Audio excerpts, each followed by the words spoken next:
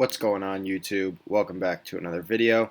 Today we are going to be reacting to the ESPN Fantasy Football Staff's mock draft. I think this is 1.0. This is a 10-team PPR, which means points per reception. And I'm pretty sure it is a snake draft, which means whoever gets the first pick then does not pick again until this 20th pick. And whoever gets the 10th pick also has the 11th pick. And it continues every 2 rounds. You'll have that rotation. But I think it's very easy to know for a lot of people who the number 1 pick is going to be, and it's going to be the same guy who has been picked for the past few years. The only question with him is his injury, ridden past. Can he stay healthy for a full season and regain his spot as the number 1 player in fantasy football? We'll have to see, but that is going to be Christian McCaffrey with the number 1 overall pick. Currently, I think it's between him and Dalvin Cook. For most people, Saquon's returning from a ACL tear, so there's a lot of questions around him, but he still should be a pretty high pick, especially with how good the Giants are supposed to be this year, at least compared to where they were last year. Kamara, I wouldn't even recommend picking at 4th. Field Yates here took him there at 4, but I don't think he's going to be anywhere near the player he was without Drew Brees, and that was shown in some of the games last year when Drew did not play. Kamara was almost fantasy irrelevant for his high pick and how well he had been playing throughout the season. He was averaging close to like 11 points per game or something off the top of my head. I can't remember exactly, but he was not getting nearly the receptions he was with Taysom Hill at quarterback, and I think that's who the Saints are going to start the year off with, so that'll be interesting to see if he is capable of being the player he can be without Drew Brees behind center. But in this order, we have McCaffrey going first, Dalvin Cook, Saquon Barkley, Kamara, Derrick Henry, Ezekiel Elliott, Travis Kelce, wow, Aaron Jones, Tyreek Hill, and Davante Adams. Now, I think the first 5 or 6, I could see it going in that order. I would not be surprised. 7th pick, though, who took that? Kyle Sopp, I think it is. I don't know who that is personally. But Travis Kelce at 7 is a very risky pick because you are sacrificing one of those top running backs or wide receivers that are available. Aaron Jones is one of those guys who is a very consistent running back and has those 40-point outings throughout the season. But I always like taking a good tight end. That's the strategy I've always went with, and it's always helped me out. I think having that tight end that's going to average double digits, if not what Kelce does, which is close to 20 points per game, which is right up there with wide receiver number 1, I think that's a pretty smart move. But I would look only maybe if I have the last pick of the first round or one of those early second round picks, because I think running backs are that important because of the lack of depth. But I could see it going either way. Aaron Jones, good pick at 8. Tyreek being wide receiver 1 is interesting. I think I would rather have Davante Adams, but Tyreek is a very good receiver. I think Davante should be number 1, but I don't, totally disagree with that. I think Jonathan Taylor here as the first pick of the second round is a little overrated. He is a very good running back, but I think 11th overall pick ahead of a guy like Austin Eckler or Nick Chubb, I think that's a little bit high. I like Eckler. I like Chubb. Cam Akers is a guy that I'm really high on. And now seeing that I think it's Kyle Sopp got Cam Akers and Travis Kelce, I think that's a really good duo. I think Cam Akers is going to surprise a lot of people this year.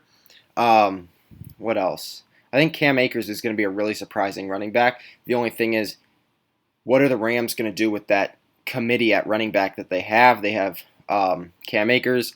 As of last season, they had Darrell Henderson and Malcolm Brown. I don't know if Malcolm Brown was let go or they let him walk, but I think Henderson's still under contract, so he should still be on the team, which will hurt probably the goal line carries, I'd think, of Cam Akers, but we'll have to see.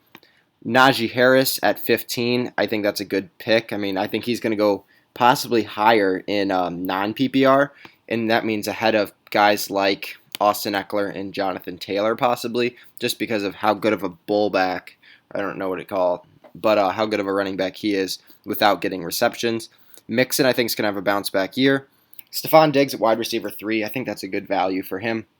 DeAndre Swift is a very interesting pick at 18. I think guys like Miles Sanders and J.K. Dobbins down here in the third round I'd rather have. Even Antonio Gibson I'd rather have, but, neither here nor there. DeAndre Hopkins, pretty good pick at wide receiver 4 as the last pick of the second round. Into round 3, like I said, Miles Sanders and J.K. Dobbins are going to be really good running backs, I think, this year. A.J. Brown is a guy that I would question drafting him in the third round because of the fits that he has around him, the players. But they did lose Jonnu Smith. I think they lost Corey Davis as well. So it's now coming down to, I think, just A.J. Brown and Julio Jones. I'm not 100% sure who that wide receiver 3 is going to be. But they did lose a lot of targets to make up for them gaining Julio Jones. So he probably is going to be the same range as he was last year. I think Jefferson at pick 24 is a steal. Same with DK Metcalf. Michael Thomas, I think, could still have that really good season. He has the question marks around him too, though. Without Drew Brees under center, is Taysom Hill going to run the ball too much? And is he going to take away Michael Thomas's receptions because of him running the ball too early? I think that could be a possibility. But I think if after a few weeks, I think Jameis Winston's going to be starting for that team. And I think Taysom Hill's going to be back to his role as a, situational type guy. Keenan Allen at 27 is a really good pick as well. Kyle Sopp's having a really good draft, I think, now that I look at this. Allen's always a guy that's consistent, especially with Herbert getting another year of development. I think that'll only help him. Kittle at 28. That's a really good spot. If you're looking for a tight end, getting George Kittle at the end of the third round, I think, is phenomenal value. And then it just forces people to have to take a tight end because the best 2 are off the board. Calvin Ridley at 29 could be a steal, although he does play better, in my opinion, when Julio's playing because it takes away that cornerback 1. But we'll have to see how he plays as the number 1 receiver because he did have some big games last year. CEH, Clyde Edwards-Helaire at the end of the third round, I think could also be good value, but I do think it's still a little high just for the scheme. I mean, they didn't use him much last year, so you wonder if they're going to have to force it. I don't think they will because of how good of a team they are. Passing the ball, Allen Robinson's always consistent. I like Waller here at 32 at the beginning of the fourth round. I think that's a really good pick. Terry McLaurin, his value might be impacted a little bit because the team signed Curtis Samuel, who is a very good player. For fantasy, at least. He gets a lot of catches. He even gets some runs throughout the game. He gets a lot of targets in the end zone, especially on the ground game too, which is surprising. So I think he might be a better value pick than Terry McLaurin, but Terry's going to get you your catches. Chris Carson, just the injuries scare me. I think Pitts at tight end 4 is a really good value. I think picking him at 35, I think that could help a lot of people, and I think he's right away going to be up there challenging Kittle and not Zach Ertz, and Travis Kelce for that tight end 1 spot. Amari Cooper, okay. Dave Montgomery played well last season. Thielen at 38 I really like. I would rather have him, I think, than Amari Cooper just because of the targets that he gets in the red zone, and he tends to capitalize on those and get multiple touchdowns per game, which is always going to help his value. Josh Jacobs, if he has a bounce-back year, he was a running back, I think top 5 running back going into last year, or top 6. I just know he was a first-round pick in most drafts. Robert Woods is good value, I think, at 40. Deontay Johnson, okay, he's still got the committee with Juju and Chase Claypool.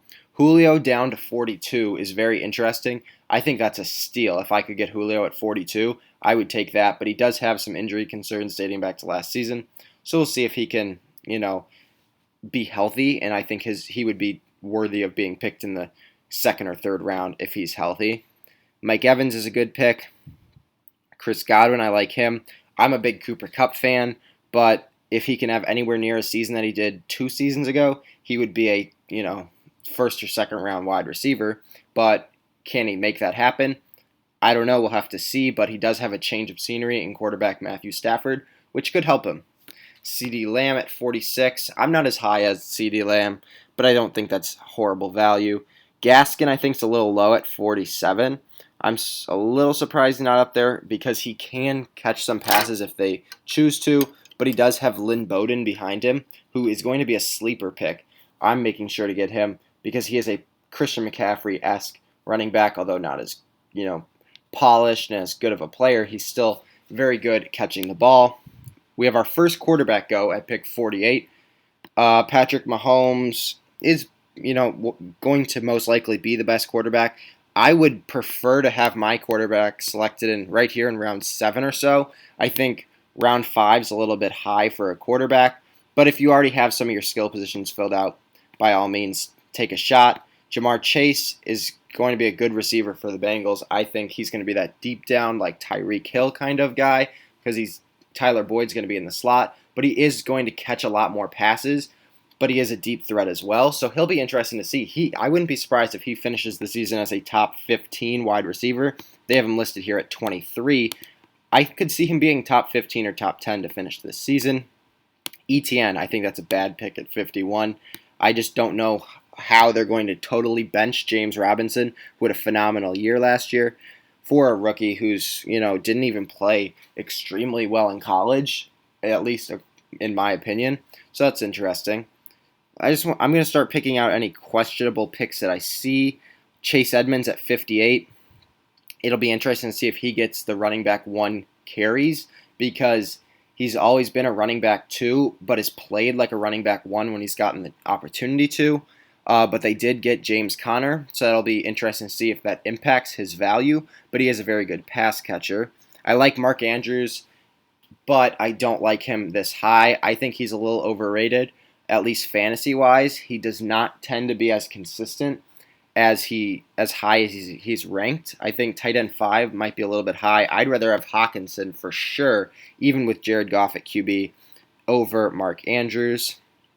Brandon Cooks is a guy that's always good in fantasy, and ranked at 57, I think that's a little low. Odell at 59, I think could be a little low at the end of the season, looking back. Here we have James Conner at 63, so they're ranking Edmonds as the 25th best running back and Conner as the 27th, which means they're most likely going to split some carries. But I think James Conner's definitely not as good of a fantasy pick as Chase Edmonds is. Javonte Williams isn't that bad at 28.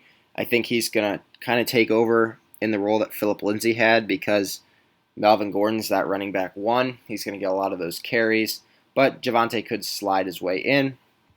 At pick 65, I really like Josh Allen. He's a guy that I'm high on. I think getting him in the 7th round in the middle is a very good value pick. I think that's a good spot to look for a quarterback, and we see 2 go back-to-back with Lamar as the 3rd. I think he is a very good guy to look at for fantasy this year because of the receivers that they drafted or signed in free agency. I think he has a lot more targets than in the past, and he should have a better year passing the ball.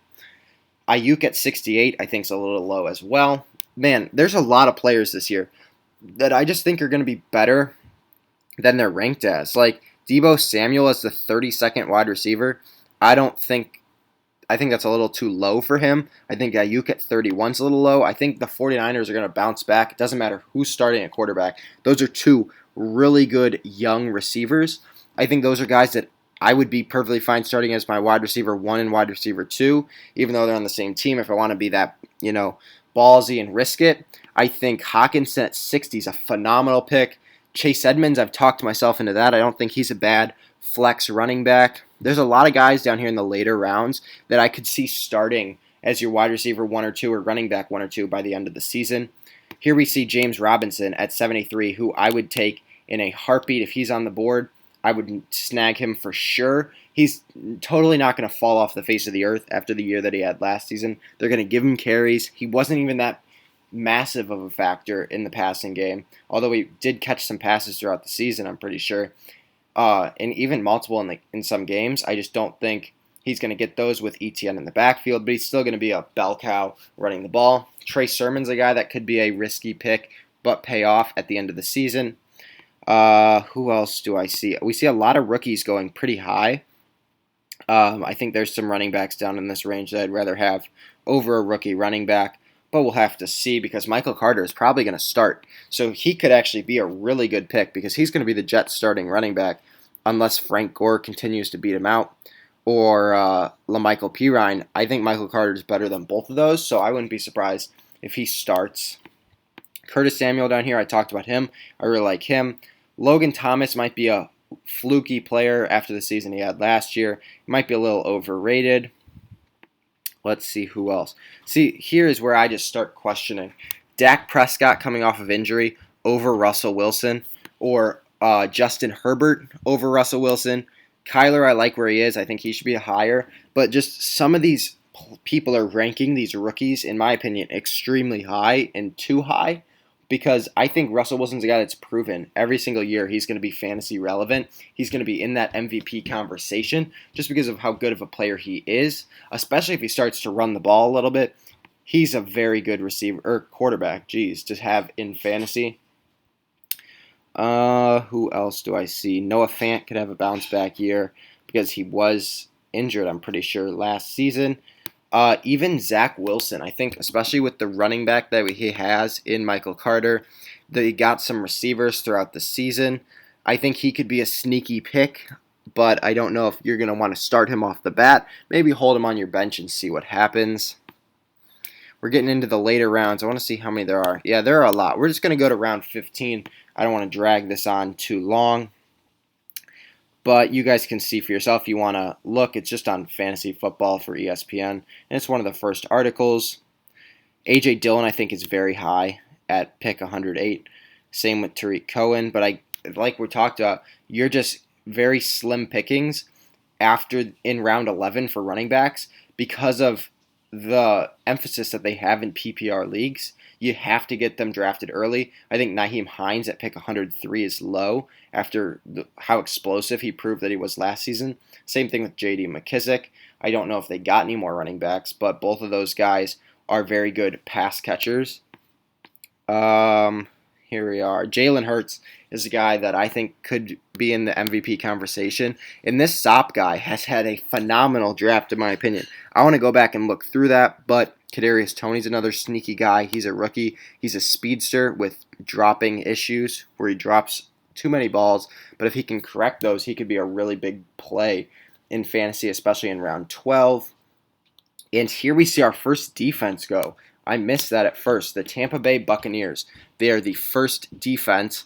I think that is, again, extremely high to take a defense, but some people like to get those good ones because they can have those big nights where they're averaging lots of points. Like if they're averaging close to 10 points per game, they could be worth drafting in round 12. But I tend to do the same thing with my kicker as I do with my defense, more so with the defense. But I like to switch it up week by week for certain matchups and just take a defense in the very last round. I think it does vary based off of who a team is playing, and if you can grab one of these good defenses, go for it. But I tend to think that's better value because I can get better players who are going to have more of an impact on my team than my defense. Rager here is an interesting pick. I don't know. Have we seen our Devonta Smith, the Heisman Trophy winner? I'll have to look and see, but I don't remember seeing his name. I very easily could have passed that, and I assume he would go higher than Jalen Rager, but let's see if we can find him. Joe Burrow, I would rather have him over Deshaun Watson. I would not take Deshaun Watson. I don't think there's a good chance that he plays this year. Kenneth Gainwell's a good backup running back with high upside. We must have seen Devonta Smith go. But as you can see here, this is where your kickers and defenses are drafted in the 16th round as well as the 15th round. That's a good spot to grab them. I wouldn't recommend going any higher than that. I think Joe Burrow as the last real pick is a really good pick. We didn't see too many quarterbacks go. We only saw the top 14, it looks like, which is extremely unrealistic in my opinion, because most people are going to have a starter and a backup quarterback, which means we should see 20 quarterbacks go in a 10-team league, and we only saw 15, which I would not recommend only drafting one quarterback. I think it's very risky if there's an injury, especially with your bye week, you're going to have to drop somebody. So I would make sure you have 2 quarterbacks. But overall, I don't think that was that bad of a mock draft. I like it. There were a lot of picks, as I talked about, in these later rounds that I think here could be your quarterback one. I think, who do I see down here? I think Tanyan here could be your tight end number 1. I think some of these running backs could be flex territory. I like Kenneth Gainwell later in the season, especially if something happens to Miles Sanders. Kadarius Toney could end up being a really good receiver. I would make sure you guys look at players before you make your draft this year. If you're in a money league and care about it, definitely do a little bit of research just looking at who's in this 100 range and above. I think some of these higher up players, especially in the 120s and 130s, could be really good guys in a larger team league. If you have more depth, like a 12 to 14 team league, some of these guys are going to be really important for you to know, and I would recommend doing some research. But I will be coming out with a mock video, I think tomorrow, just doing a mock draft again, except this time I'm going to actually be drafting. And let me know down in the comments below who your fantasy sleepers are this year.